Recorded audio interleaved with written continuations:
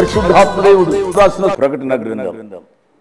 ఈ గ్రంథమును చదువువాడును వాటిని విని ఇందులో వ్రాయబడిన సంగతులను గైకును వారును ధన్యులు.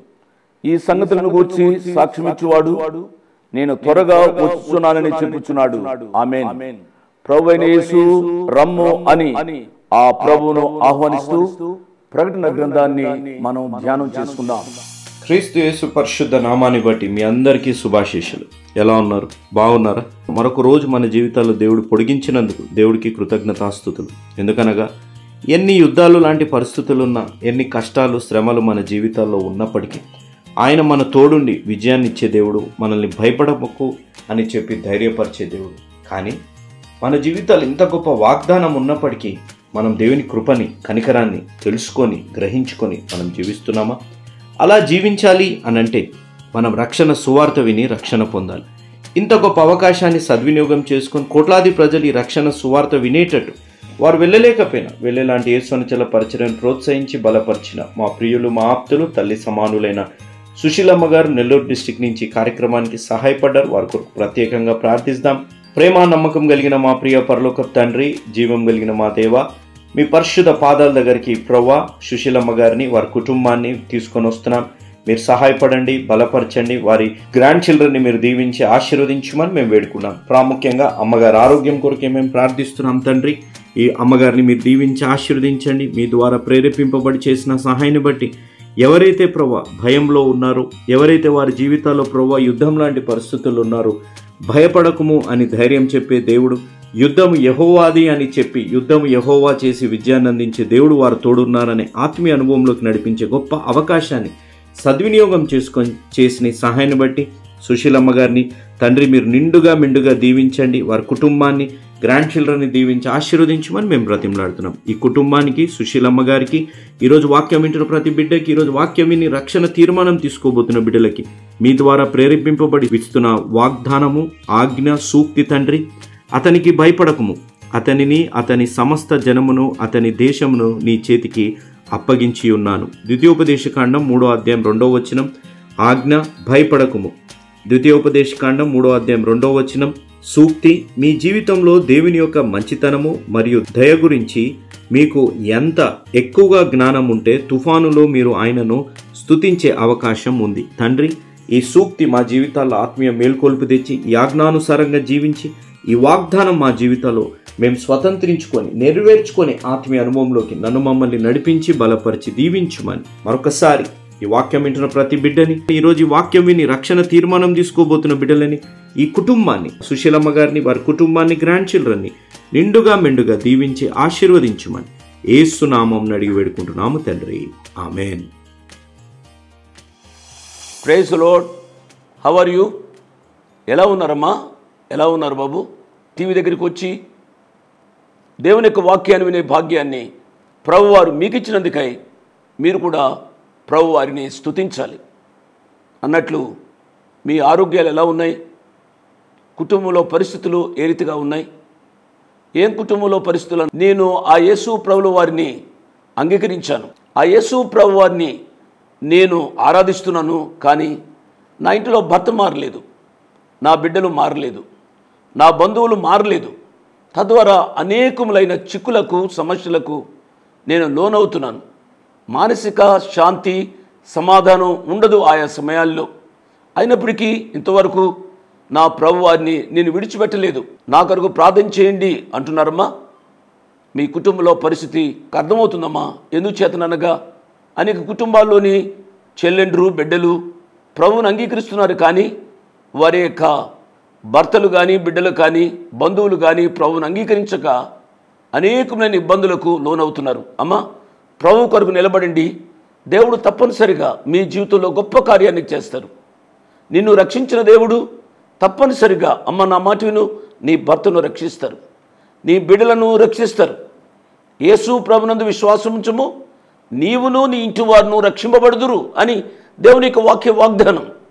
కాబట్టి నిన్ను రక్షించిన దేవుడు ఈనాడు కాకపోతే రేపైనా నీ భర్తను, నీ బిడ్డలను రక్షిస్తాడు అనే వాగ్దానంపై ఆధారపడి ఎటువంటి నిస్పృహ, నిరాశకు లోను కావద్దు అని మీకు మనవి చేస్తూ ఉన్నాను. మీ ఇంట్లో ఇంకా పెండ్లి కాని బిడ్డలు ఉంటే వారి కొరకు మేము ప్రార్థన చేస్తున్నాం. నిరుద్యోగులైన యువతి యువకులు మీ ఇంట్లో ఉంటే వారి కొరకు మేము ప్రార్థన చేస్తూ ఉన్నాం. దయచేసి ధైర్యంగా కష్టపడి చదవండి.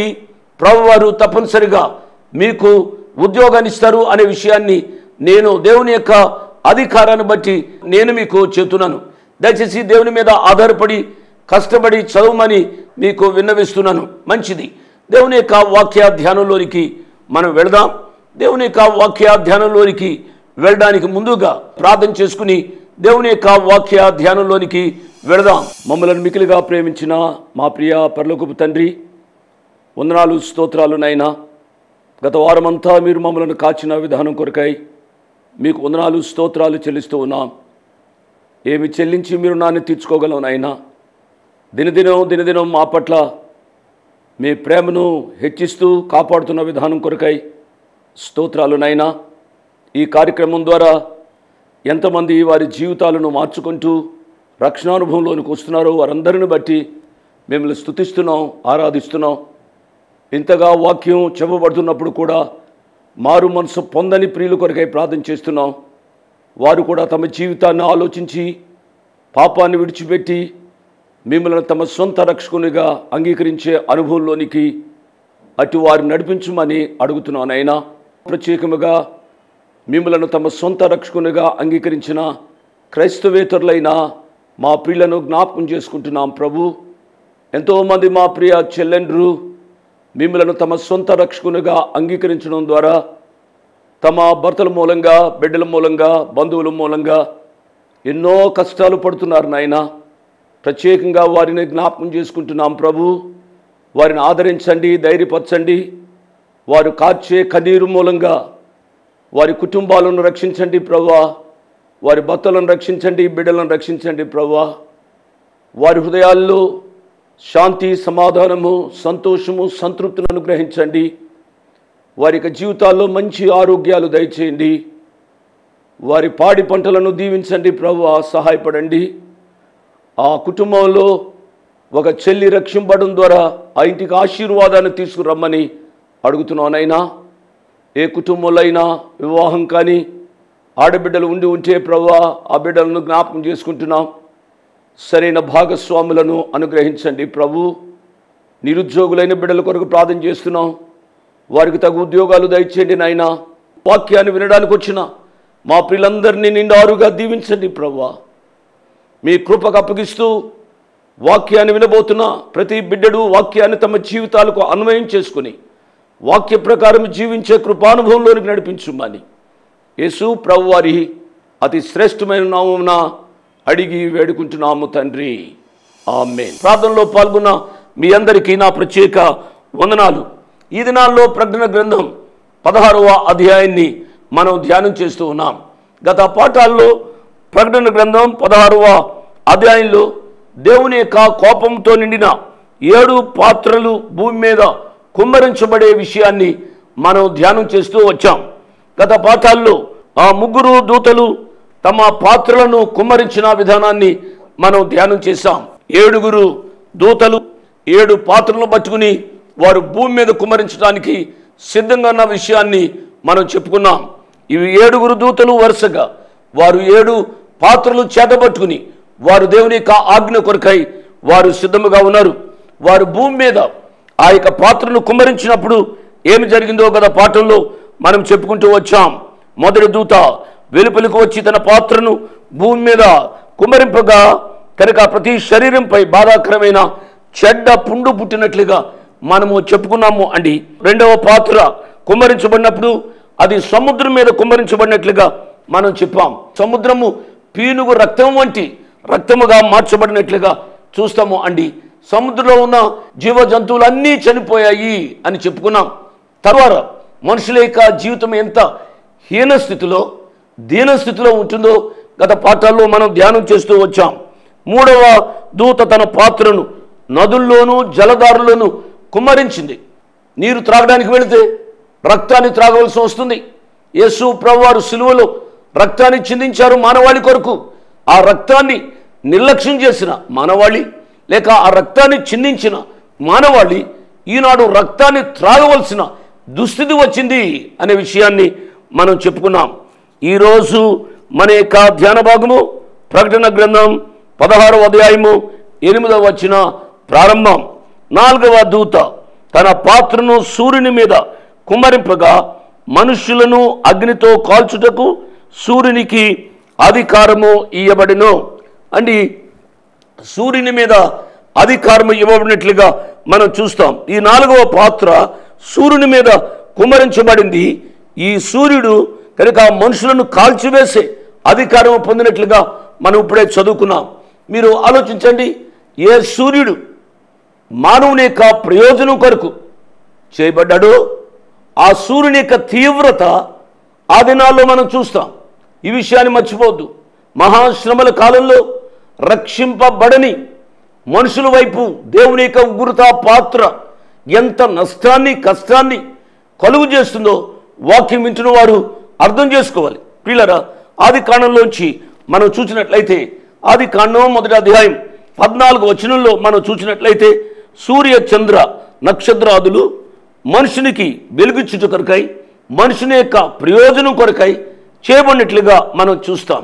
ఆది కాండం 1వ అధ్యాయము 14వ వచనం, దేవుడు పగటిని రాత్రిని వేరుపరచునట్లు ఆకాశ విశాలమందు జ్యోతులు కలుగును గాకనియు అవి సూచనలను కాలములను దిన సంవత్సరమును సూచించుటకై ఉండును గాకనియు భూమి మీద వెలుగుచుటకు అవి ఆకాశ విశాలమందు జ్యోతులై ఉండును గాకనియు పలికెను. ఆ ప్రకారమాయను. దేవుడు ఆ 2 గొప్ప జ్యోతులను అనగా పగటిని ఏలుటకు పెద్ద జ్యోతిని, రాత్రిని ఏలుటకు చిన్న జ్యోతిని నక్షత్రములను చేసెను. పిల్లరా, ఆ పగటిని ఏలే ఆ పెద్ద జ్యోతే మనము సూర్యుడు అంటున్నాం. ఈ సూర్యుడు మానవునికి వెలిగించుట కొరకై చేయబడినట్లుగా దేవుని యొక్క వాక్యంలో చూస్తాం. ఈ సూర్యుని యొక్క తీవ్రత, ఈ 4వ పాత్ర భూమి మీద కుమరించబడినట్లు ఉండే అపాయాన్ని మనం ఇప్పుడే చదువుకున్నాం. దయచేసి మీరు గమనించాలి. సూర్యుడు మానవుని యొక్క ప్రయోజనం కొరకై చేయబడ్డాడు. ఈ సూర్యుని గురించి పరమగీత గ్రంథకర్త ఈ రీతిగా వ్రాశాడు. పరమగీతం 6వ అధ్యాయము 10వ వచనంలో చూసినట్లయితే సంధ్యారాగము చూపట్టుచు చంద్రబింబమంతా అందము గలదై సూర్యుని అంత స్వచ్ఛమును కళను గలదై ఊహిత సైన్య సమభీకర రూపిణి అగు ఈమె ఎవరు? As clear as sun. సూర్యుని అంత స్వచ్ఛత కళలను కలిగినట్లుగా సూర్యుని గూర్చి వర్ణించాడు ఆ భక్తుడు.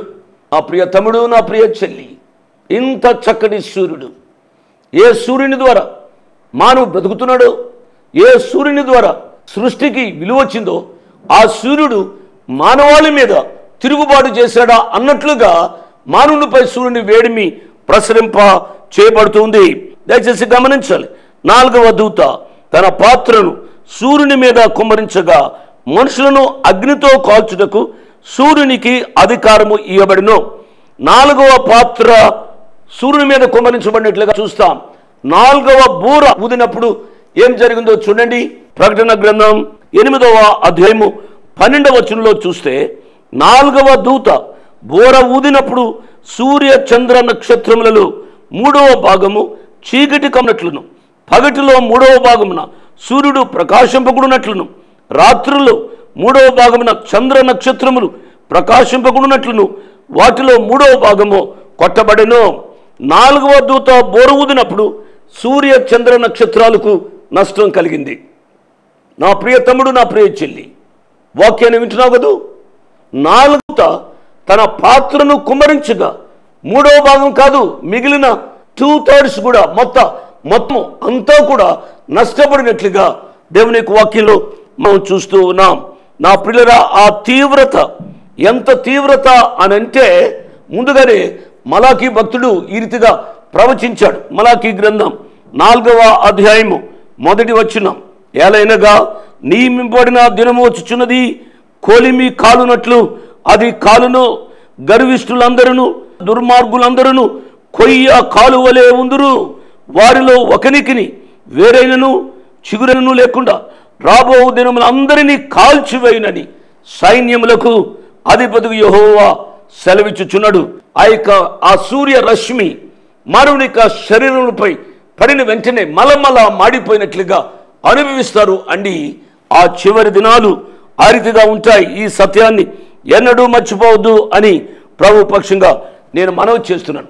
ఏ సూర్యుడైతే మానవునికి ఉపయోగపడవలసిందో ఆ సూర్యుడు నరునికి అపాయాన్ని కలుగు చేస్తూ ఉన్నట్టుగా దేవుని యొక్క వాక్యంలో చూస్తాం. పిల్లరా, ఈ యొక్క భాగాన్ని చదువుతున్నప్పుడు ఇంత శిక్ష మానవుడు అనుభవిస్తున్నాడే, ఆ శిక్ష ద్వారైనా మానవుడు పరితపించి పశ్చాత్తాపడి మారు మనసు పొందాలి అండి.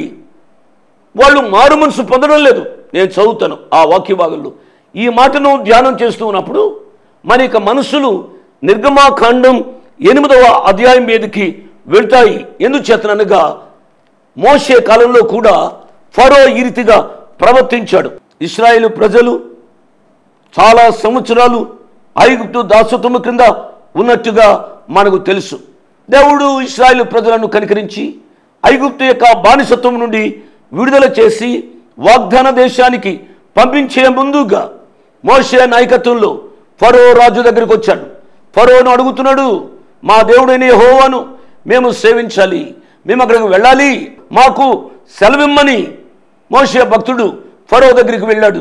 ఫరో హృదయం కఠినమైనట్లుగా దేవుని యొక్క వాక్యంలో చూస్తాం. ప్రియులారా, ఆ ఫరో హృదయం కఠినమైనప్పుడు దేవుడు ఆ యొక్క ఐగుప్తుల మీదకి అనేకమైన తెగుళ్ళు పంపించినట్లుగా చూస్తాం. ఆ తెగుళ్ళు మూలంగా వారు మారు మనసు పొందాలి కదూ, ఆ తెగుళ్ళు మూలంగా వారు పశ్చాత్తాపడాలి కదూ. ప్రజలు బాధపడుతున్నారు అని చెప్పి వారికి అధికారైన ఫరో అయిన హృదయం మార్చుకుని ఇశ్రాయేలు ప్రజలను పంపించాలి. కానీ దేవుని వాక్యం ఈ రీతిగా సెలవిస్తోంది. నిర్గమాకాండం 8వ అధ్యాయము 15వ వచనం, ఫరో ఉపశమనము కలుగుట చూచి యెహోవా సెలవిచ్చినట్టు తన హృదయమును కఠినపరుచుకుని వారి మాట వినకపోయాను. కాబట్టి ఇన్ని సంఘటనలు ఐగుప్తు ప్రజల మీద జరుగుతున్నప్పుడు కూడా పశ్చాత్తాపడవలసిన ఫరో పశ్చాత్తాపడలేదు సరిగదా, తన హృదయాన్ని కఠినపరుచుకున్నట్లుగా దేవుని యొక్క వాక్యంలో చూస్తాం. 4వ దూత 4వ పాత్రను ఆ సూర్యుని మీద కుమ్మరించగా ఆ సూర్యుని తీవ్ర వేడిమి మనుషుల మీద పడి శరీరాలు కాల్చబడినట్లుగా అనుభవిస్తున్నప్పుడు కూడా వీరు ఏతిగా స్పందించారు. దేవుని యొక్క వాక్యంలో నేను చదువుతాను అండి, జాగ్రత్తగా వినండి. 4వ దూత తన పాత్రను సూర్యుని మీద కుమ్మరింపగా మనుషులను అగ్నితో కాల్చుటకు సూర్యునికి అధికారము ఇవ్వబడిను. కాగా మనుషులు తీవ్రమైన వేడిమితో కాలిపోయి ఈ తెగుళ్ళ మీద అధికారము గల దేవుని నామమును దూషించిరి గాని ఆయనను మహిమపరచునట్లు వారు మారు మనసు పొందిన వారు కారు. ఎంత విచారకరమైన సంగతి అండి.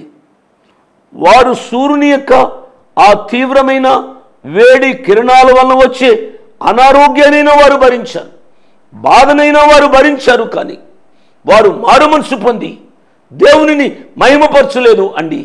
వారు మారు మనసు పొందకుండా వారు ఏం చేశారు అనగా దేవునిని దూషించినట్లుగా దేవుని యొక్క వాక్యంలో చూస్తున్నాం. నా ప్రియ తమ్ముడు, నా ప్రియ చెల్లి, వాక్యాన్ని వింటున్నావు కదూ. నీ యొక్క జీవితంలో కూడా అనేక పర్యాయాలు దేవుని యొక్క శిక్షను అనుభవిస్తున్నావు.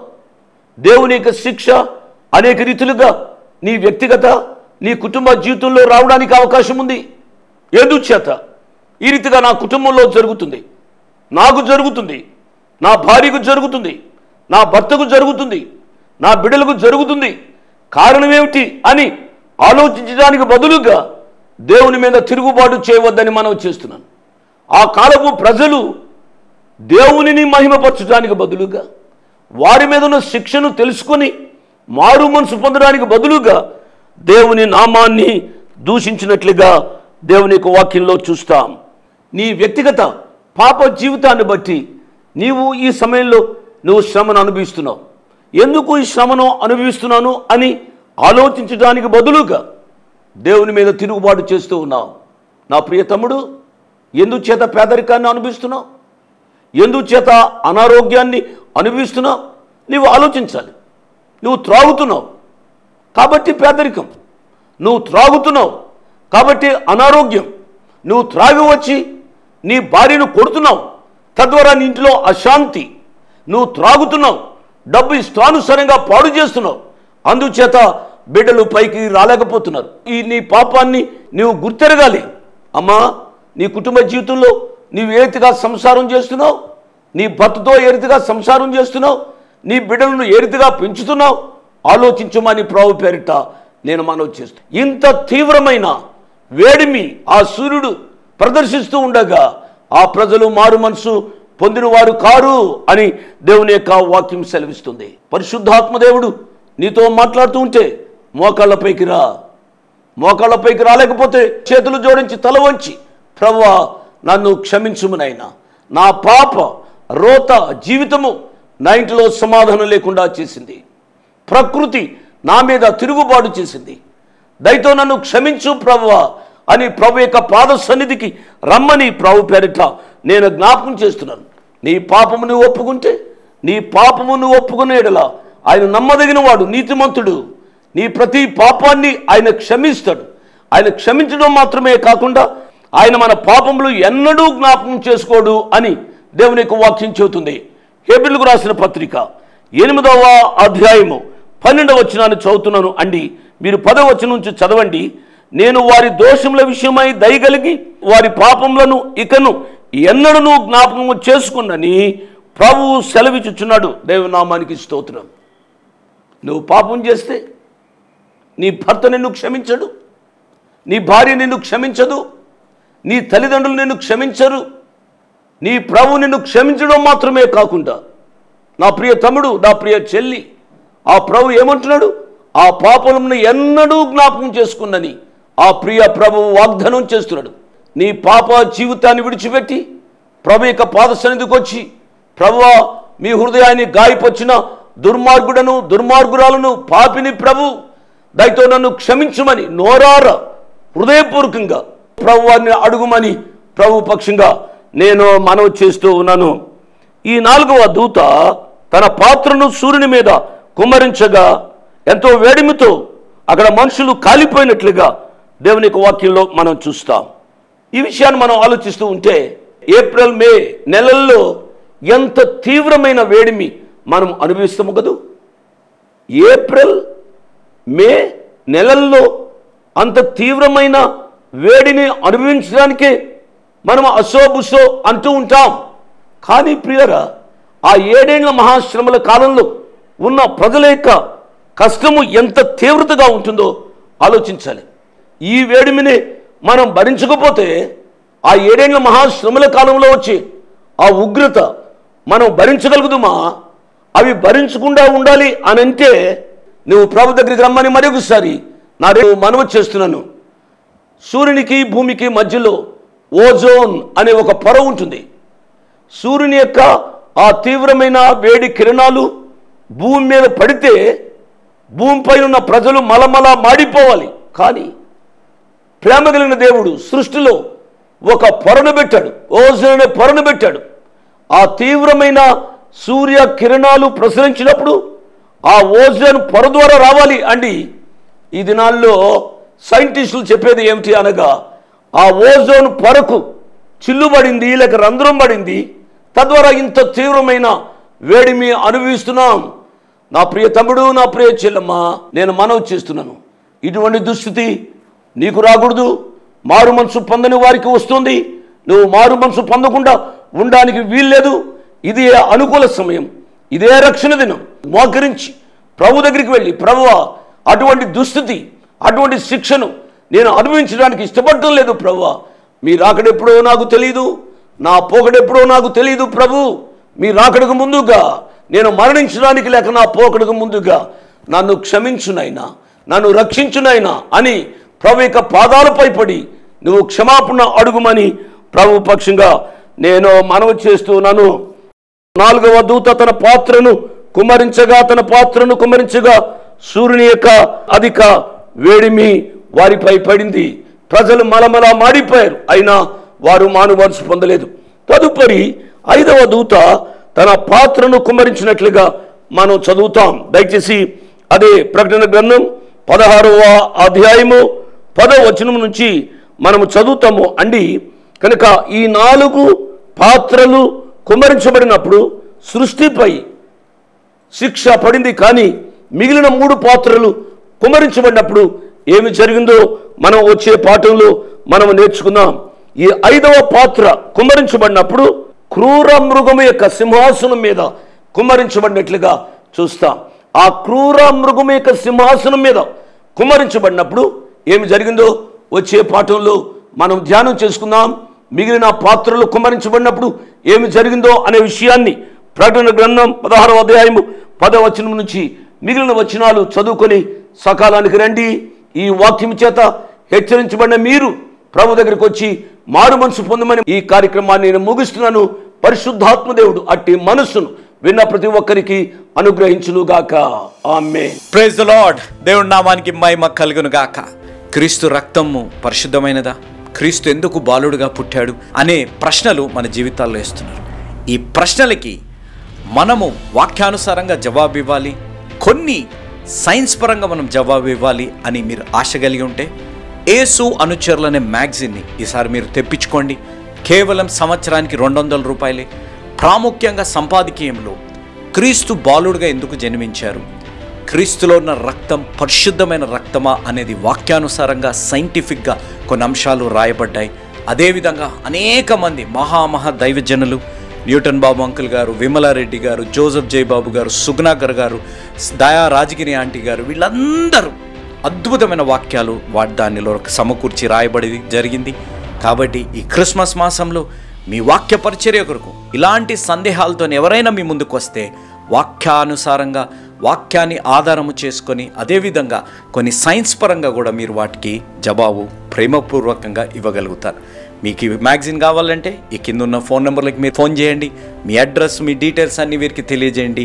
మీకు మ్యాగజైన్ పంపడం జరుగుతుంది. దేవుడు మిమ్మల్ని దీవించి ఆశీర్వదించునుగాక. ఆమేన్. Praise the lord.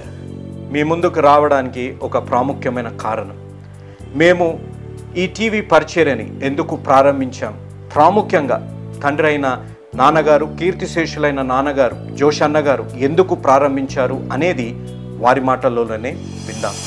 ఈ కార్యక్రమాన్ని నిర్వహించడానికి నేను ఎంతో ధైర్యం చేశాను అనే విషయాన్ని జ్ఞాపకం చేస్తున్నాను. డబ్బుండి కార్యక్రమాన్ని ప్రారంభించలేదు.